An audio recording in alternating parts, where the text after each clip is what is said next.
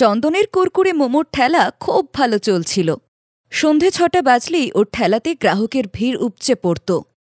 চন্দন খুব খেটে কুরকুরে মোমো বানাতো আর ওর গ্রাহকদের খাওয়াতো। চন্দনের একটা বিশেষত্ব ছিল, ও কুরকুরে মোমো বানানোর জন্য যা কিছুই ব্যবহার করত সেই সমস্ত কিছুর কোয়ালিটি খুব ভালো থাকত। ওর এই বিশেষত্ব লোকেদের ভীষণ পছন্দের ছিল।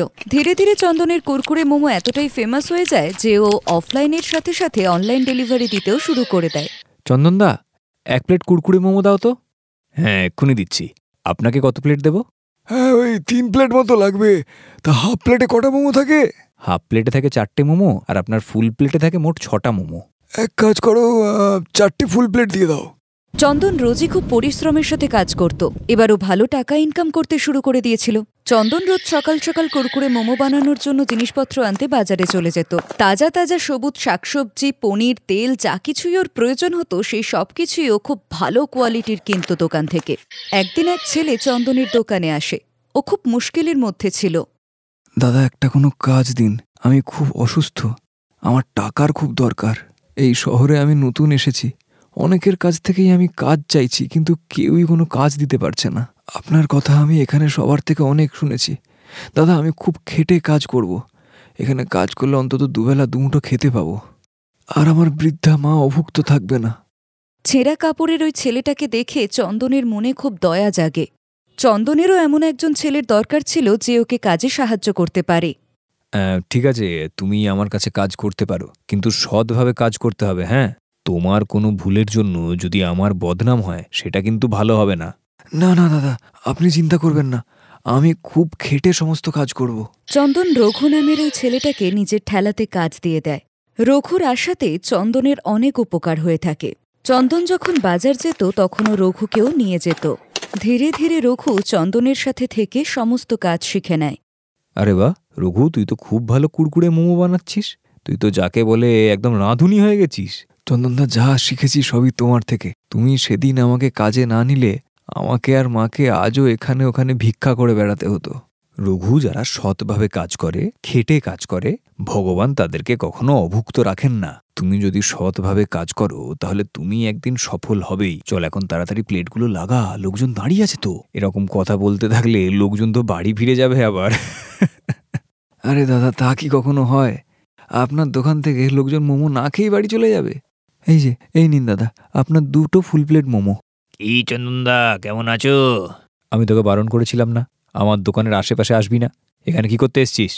আচ্ছা, নতুন ছেলে নিয়েছো কাজে, আমাকে তো তুমি কাজ থেকে বার করে দিলে। হ্যাঁ ঠিক আছে, কিন্তু আমার কোনো দোষ ছিল না। কি বলছিস? তুই মোমো বানানোর সময় পুরনো পনির ব্যবহার করিসনি? তোর জন্য আমার কত লোক ফিরে গেছে তুই জানিস? অসৎ লোকের এখানে কোনো জায়গা নেই। আমি যা করেছি ঠিক করেছি। এটা কাজের সময়, এখন তুই যা। আরে 1 প্লেট কুরকুরে মোমো তো খাইয়ে দাও, টাকা দেবো তোমায়, মাগনায় চাইছি না। রঘু, একে 1 প্লেট কুরকুরে মোমো দিয়ে দে, খেয়ে চলে যাক। ওই ছেলেটার নাম রমেশ ছিল। ও খুব বেইমান ছিল। কিছু সময় আগেও চন্দনের ঠেলাতে চাকরি করত, কিন্তু ও বেইমানি করেছিল। বাজার থেকে ভেজাল জিনিসপত্র এনে দিয়েছিল, যে কারণে চন্দনের মোমোর স্বাদ বদলে গিয়েছিল, আর ওর অনেক গ্রাহক হাতছাড়া হয়ে যায়। চন্দন আরও একবার পরিশ্রম করে মন দিয়ে ভালো কুরকুরে মোমো বানায়। এখন ওর কাজ আবারও ভালো চলছিল, কারণ ওর কাছে রমেশ নামের বেইমান চাকরটা আর ছিল না। রমেশ কুরকুরে মোমো খেয়ে ওখান থেকে চলে যায়।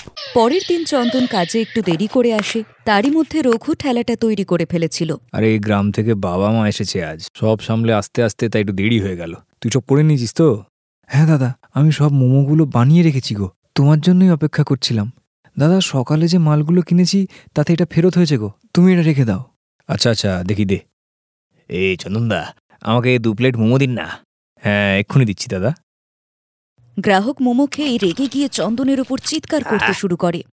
কি ব্যাপার চন্দনদা, মোমো বানাতে ভুলে গেছেন নাকি? এটা কি বিচ্ছিরি খেতে? সে কি, মোমো বিচ্ছিরি খেতে? আচ্ছা দাঁড়ান, আমি দেখছি। চন্দন মোমোটা মুখে নিয়েই থু করে সেটাকে ফেলে দিল, কারণ সত্যিই মোমোটা ভীষণ তেতো ছিল। সমস্ত গ্রাহক রেগে ওখান থেকে চলে যায়। ওই দিন চন্দনের অনেক লোকসান হয়েছিল। রঘু, আজ তো মোমো তুই বানিয়েছিলি, তাহলে এত বাজে খেতে কেন হলো? দেখ, আমি রাগারাগি করছি না, কিন্তু আমার সত্যি বল কি হয়েছে? আরে দাদা, বিশ্বাস করো, আমি ঠিক সেই রকমভাবে মোমো বানিয়েছি যেভাবে তুমি শিখিয়েছিলে। ভুল তো হওয়ার কথা নয়, কিন্তু 1 মিনিট। হ্যাঁ, আমি যখন মোমো বানাচ্ছিলাম তখন রমেশ এসেছিল। ওর হাতে করলার জুস ছিল। ও আমার থেকে একটা গ্লাস চাইছিল, বলছিল করলার জুসটা খাবে বলে। আমার মনে হচ্ছে ওই কিছু করলো না তো, কারণ আমি তখন কাজ করতে করতে ওর দিকে ঠিক খেয়াল করতে পারিনি। আমি সব বুঝতে পেরেছি, এটা রমেশেরই কাজ, কিন্তু আমি এত সহজে ওকে ছাড়বো না। আমি পুলিশের কাছে যাব। পুলিশের চাপে রমেশ ঠিক সত্যিটা স্বীকার করবে। দাদা, আমিও তোমার সাথে যাব। চন্দন রঘুর সাথে পুলিশ স্টেশনে যায় আর রমেশের বিরুদ্ধে রিপোর্ট লেখায়। রমেশ পুলিশের ভয়ে সমস্ত সত্যি কথা বলে দেয় যে ওই মোমোর মশলাতে করলার জুস মিশিয়েছিল। দাদা, একটা কথা জিজ্ঞাসা করব? যখন লোকজন মোমো না খেয়ে চলে গেল, তুমি তো আমার উপরে কই রাগ দেখালে না? মোমোগুলো তো আমিই বানিয়েছিলাম, তবু কিছু বললে না। রঘু, মানুষের চোখ দেখলে বোঝা যায় কে সৎ আর কে অসৎ। তুই যখন আমাকে সকালের টাকাটা ফেরত দিলি তখন আমি গুনে দেখলাম মোটামুটি আমার আন্দাজ মতো ঠিকই ছিল। তখনই আমি তোর সততা সম্পর্কে নিশ্চিত হয়ে গেছি। ছাড়ো, বাদ দাও। রমেশও শাস্তি পেয়েছে, 2 থেকে 3 মাস জেলে থাকবে, তারপর নিজেই ঠিক হয়ে যাবে। চন্দন রঘুর সাথে পুলিশ স্টেশন থেকে ফিরে আসে। গ্রাহকরাও এই সত্যি কথাটা জেনে গিয়েছিল, সেই জন্য চন্দনের কুরকুরে মোমোর ঠেলাতে আবার সেই একই ভিড় হতে শুরু করে, যেমনটা সবসময় হতো।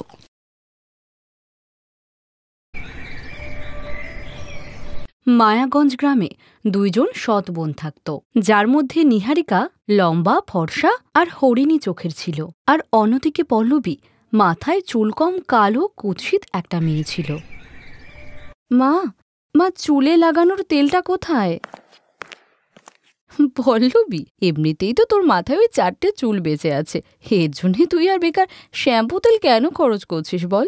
আমার কি মনে হয় বলতো, ভগবান তোকে খুব তাড়াতাড়ি তৈরি করেছে, তাই এমন কালো কুৎসিত তার সঙ্গে মাথায় 4টে চুল দিয়েছে। নিহারিকা, তুই সবসময় এমন মজা কেন করিস? আমার ভালো লাগে তাই। আচ্ছা, একটা কথা বলতো, আমার এমন সুন্দর চেহারা দেখে তোর হিংসে হয় না? হ্যাঁ, ঠিক বললাম তো? আমার কালো সৎ বোন। পল্লবী একইভাবে তার সুন্দর বোনের মুখ থেকে খোঁটা শুনে যাচ্ছিল। তার মনের কষ্ট তার চোখে মুখে প্রকাশ পাচ্ছিল, কিন্তু তারপরেও সে চুপচাপ তাদের কথা শুনছিল, কারণ অভিমান হলেও কথা বলার কোনো স্বাধীনতা তার ছিল না। তাই সে চুপচাপ কাঁধে ব্যাগ নিয়ে কলেজের জন্য বেরিয়ে পড়ে। কিন্তু সেখানেও তার কলেজের মেয়েরা মজা করে তাকে বলে, আরে ওই দেখো, কালো ভূতনি চলে এসেছে ছোট চুলের সাথে র্যাম্প ওয়ার্ক করতে করতে।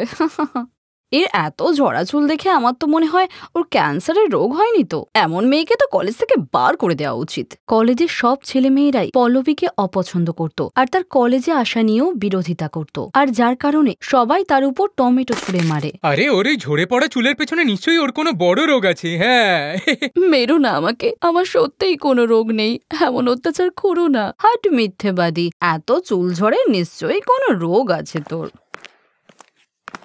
আরে এই কালো পেতনি, এমন ভাবে কোত্থেকে আসছিস? আর তখন নিহারিকাও কলেজ থেকে বাড়ি ফিরে বলে, মা, আমি শুনেছি এই কালো কুশিতে না ক্যান্সার হয়েছে, তুমি একে তাড়াতাড়ি বার করো তো বাড়ি থেকে, নইলে আমাদেরও না এই একই রোগ হয়ে যায়। না মা, আমাকে বার করে দিও না, তোমাদের ছাড়া আমার কে আছে? আমি কোথায় যাব বলো? যেখানে ইচ্ছে হয় সেখানে গিয়ে মর, এমনিতেই তোকে কেউ বিয়ে করবে নাকি? সারা জীবন আমার ঘাড়ে বোঝা হয়ে থাকবি, যা দেখি এখন বেরো। একদম ঠিক বলেছ মা, ধাক্কা মেরে বার করে দাও। এই বলে তারা পল্লবীকে ধাক্কা মেরে বার করে দেয়, আর পল্লবী কাঁদতে কাঁদতে জঙ্গলের দিকে চলে আসে। জন্মানোর পরেই যদি আমি মরে যেতাম খুব ভালো হতো। এই কালো রং আর কম চুল তো আমার অভিশাপ হয়ে গেছে। সবাই আমাকে ঘৃণা করে, কলেজের ওরাও আমাকে অপছন্দ করে। আজকে মা ঘরের থেকে বার করে দিল, কালকে সমাজের লোকও করে দেবে। মা, তুমি কোথায়? তুমি কি আমার কষ্ট একটুও দেখো না মা? পল্লবীর কষ্ট তার চোখ দিয়ে বয়ে যাচ্ছিল। সূর্য ডুবে গিয়ে অন্ধকার নেমে আসে, আর পল্লবী একটা গাছের নিচে বসে বসে ঘুমিয়ে পড়ে। আর তখনই সে দেখে সে আকাশে তারাদের মধ্যে দাঁড়িয়ে আছে, যেখানে তার মরা মাও দাঁড়িয়ে আছে। মা, তুমি আমাকে ছেড়ে কোথায় চলে গেছিলে? তুমি জানো না ওই সৎ মা আর বোন আমার উপর কত অত্যাচার করে। এই দুনিয়াটা খুব স্বার্থপর আর লোভী, আমি এখানে থাকবো না মা, আমাকে তোমার সাথে নিয়ে চলো। মা পল্লবী, আমি তোকে নিয়ে যেতে আসিনি, আমি এসেছি তোর মনের কষ্ট দূর করতে। আর তখনই আশার শরীর থেকে এক আলোর জ্যোতি উৎপন্ন হয়ে পল্লবীর শরীরে প্রবেশ করে। আর ওই আলোর জ্যোতি পল্লবীর শরীরে প্রবেশ করার পরই পল্লবীর মাথায় লম্বা কালো চুল হয়ে যায় আর গায়ের রঙও ফর্সা হয়ে যায়। পল্লবীর এই অসাধারণ রূপ দেখে তার মা বলে, পল্লবী, এই লম্বা চুল এখন তোর আত্মবিশ্বাস আর সুন্দরতা। যখনই তুই এর থেকে সাহায্য চাইবি সে তোকে সাহায্য করবে। আরে বাহ, আমার চুল তো কত লম্বা আর কালো হয়েছে, আর আমি ফর্সাও হয়ে গেছি। আমার তো এবার বাড়ি ফিরে যাওয়া দরকার। কিছুক্ষণ বাদে পল্লবী বাড়ি ফেরে। পল্লবীকে এমন লম্বা ঘন চুলে আর চমৎকার সুন্দরী দেখে তার সৎ মা আর বোন অবাক হয়ে যায়। মা, নিহারিকা, এই দেখো আমার লম্বা চুল। কাল রাত্রিবেলা আমি যখন জঙ্গলে শুয়েছিলাম মা এসেছিল স্বপ্নে, আর এসে আমাকে এই জাদুর চুল উপহার দিয়েছে। কি জাদুর লম্বা চুল? আগে তুই এই চুল দিয়ে কোনো জাদু দেখা, তারপরে বিশ্বাস করব। কি রে আমার জাদুর চুল, দেখা তো তোর জাদু। এই কথা বলার সঙ্গে সঙ্গে পল্লবীর চুল থেকে একটা আলোর জ্যোতি বার হয়, যার থেকে অনেক অনেক টাকার বান্ডিল ঝরে পড়ে। আরে পল্লবী মা, আমার সোনা মেয়ে, আমি তোকে বেকারে উল্টো পাল্টা ভাবতাম, কিন্তু তুই তো খাজানা। এই কালো চুল আর ফর্সা রঙে কি সুন্দর লাগছে আমার সোনা মেয়ে, কারণ নজর না লাগে যেন। মারে, যা হয়েছে সব ভুলে যা। দেখ, পরিবারে তো এমন ঝামেলা হতেই থাকে, এখন থেকে তুই আমাদের সাথেই থাকবি। এই জাদুর লম্বা চুলের জন্য পল্লবী সেই সব সুখ পেল যা কেবল সে কল্পনা করেছিল। এখন তো সে তার সৎ মায়ের কাছেও প্রিয় হয়ে উঠেছিল। একদিন রাস্তা দিয়ে ফেরার সময় তাদের সঙ্গে দেখা হলো এক বৃদ্ধা কুষ্ঠ রোগীর সঙ্গে। আমাকে কেউ সাহায্য করো। কি হয়েছে মা, তোমার কিসের সমস্যা? আরে মা পল্লবী, হাত দিস না ওর গায়ে, দূরে থাক। একবার এই রোগ লাগলে সারা শরীরে ছড়িয়ে পড়বে। না না, থাক থাক, দূরে থাক। কিচ্ছু হবে না তোমার, চিন্তা করো না। মা, আমার এই কুষ্ঠ হয়েছে, আমি রোজ এটার জ্বালায় জ্বলে মরছি। আমাকে একটু মুক্তি দাও, নতুন জীবন দাও। কিরে আমার জাদুর চুল, দেখা তো তোর জাদু। ইনি যা চাইছেন সেটাই এনাকে দে। এই কথা বলার সঙ্গে সঙ্গে পল্লবীর চুল থেকে এক আলো বার হয়, যেখান থেকে দুধ আর গঙ্গাজল মিলিত হয়ে সেই বৃদ্ধার গায়ে গিয়ে পড়ে। আর তারপরে তার কুষ্ঠ রোগ সেরে যায় আর সে সম্পূর্ণ সুস্থ হয়ে ওঠে। অনেক ধন্যবাদ মা তোমায়, আজ তোমার জন্য আমি নতুন জীবন পেলাম। ভগবান তোমার ভালো করুক। এরপর পল্লবী বাড়ি চলে যায়। তার বাড়িতে প্রায় দুঃখী আর অসুস্থ মানুষেরা আসা যাওয়া করত। পল্লবী তাদের কাউকেই খালি হাতে ফেরাতো না, সকলের সাহায্য করত। আর এইসব দেখে নিহারিকার খুব হিংসে হতো। কালকের কালো কুৎসিত আজকে ফেমাস হয়ে গেছে।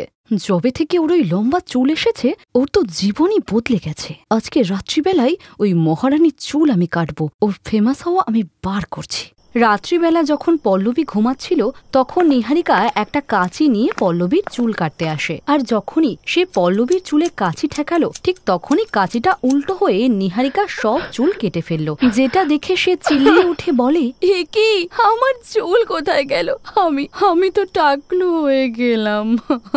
আরে কি হলো, এই রাত্রিবেলা কে চেল্লাচ্ছে? আরে তুই টাকলু কি করে হলি? জানি না মা, আমি তো এই সৎ বোনের চুল কাটতে এসেছিলাম, কিন্তু কাছে উল্টে আমার চুলি কেটে দিল। তোকে কে বলেছিল ওর চুল কাটতে? এখন দেখ, নিজের পায়ে কুড়ুল মারলি তো তুই। নিহারিকা, তোর বোঝা উচিত, হিংসা শুধু ক্ষতিই করে। আমি তো সবসময় তোকে নিজের বোন ভেবেছি, কিন্তু তুই শুধু মনের মধ্যে রাগ আর হিংসা পুষে রেখেছিলি, আর এটা তারই ফল। পল্লবীর এই কথা শুনে নিহারিকার মাথা লজ্জায় নিচু হয়ে যায়, আর সে ফুপিয়ে ফুপিয়ে কাঁদতে কাঁদতে পল্লবীর কাছে ক্ষমা চায়। যা শুনে পল্লবী তার জাদুর চুল থেকে আবার নিহারিকার মাথায় চুল ফিরিয়ে দেয়। এরপর থেকে নিহারিকা আর তার মা দুজনেই পল্লবীকে খুব ভালোবাসলো। Thanks for watching.